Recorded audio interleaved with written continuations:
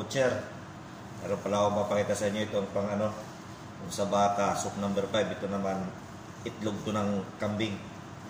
Yan, papakita ko sa inyo kung paano namin linisin. Kasi meron itong balat eh. Parang inaano talaga muna yan. Kita niya yan.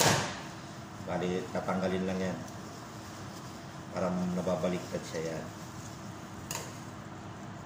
Kasi di-display namin yan. Kita nyo? Ganyan si tsura niya. Yan o. Sugatan lang dito sa gitna. Meron siyang parang isang balat dito na layer. Kailangan bakbakin yan. Hindi nyo ata masyadong nakikita. Bali, ito siya yung balat na pinaka nasa ibabaw niya. Daming itlog. Ito, pakita ko sa inyo ulit. Yan o. Lalabas na siya yung ano niya, pinaka ano. Ayan, masarap dito sa, ewan ko ang luto nito mga kabutcher. Pero masarap to sabaw sa atin, sinasabawan. Bayag naman to ng ano, mga kabutcher, bayag ng kambing. Ganyan lang yan maglinis dito. Kaya, para nag-ano ka lang, tawag niya, nag-circumcise. Yung parang nag-ano, tawag sa amin kasi pisit. Ewan ko sa ano, Tagalog no? Hindi naman yung circumcise, tuli yun eh. Kung sa baboy, tinatanggalan ng bayag para hindi mo mapanghi. Ganito rin siya. Mabaliktad mga kabutcher. Kita niyo yan. Kung kumakain kayo nito mga kabutcher na bayag ng ano, camping. Yan. Kailangan lang ano yung pinakababaw niya. Yan. Kita niyo yan mga kabutcher. Kaya mahilig sa mga soup number 5 yan. Yan. Bagay sa inyo ito mga kabutcher.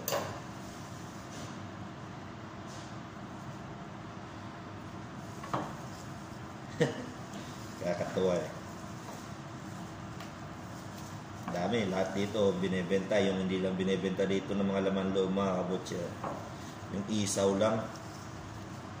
Tsaka yung baga. Hindi kami nagdi-display nun. Pero yung atay, puso, kidney, nagdi-display kami nun. Tsaka yung tuwalya.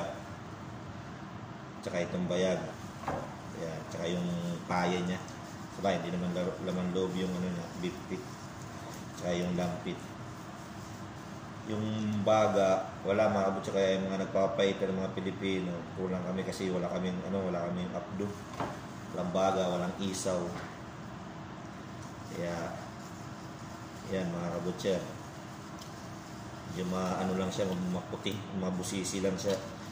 Tanggalin yung ano niya, balat niya sa ibabaw.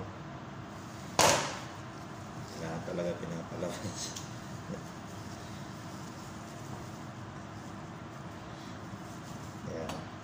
Bali, di-display namin niya. For example, lalagay dito sa tray.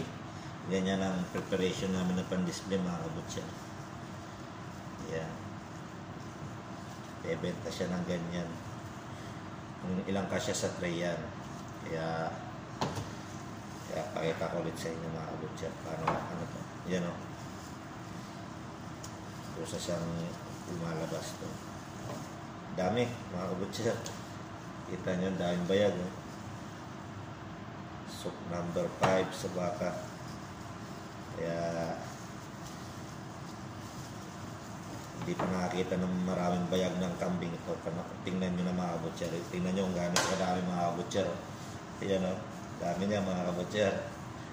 Dami niya lilinisin ko.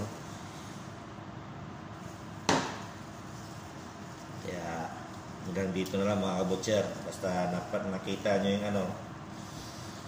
Yan. Nakita nyo yung itsura ng bayag ng kambing na hindi masyadong kalakihan. Kaya hanggang dito na lang mga kabutcher. Okay, God bless.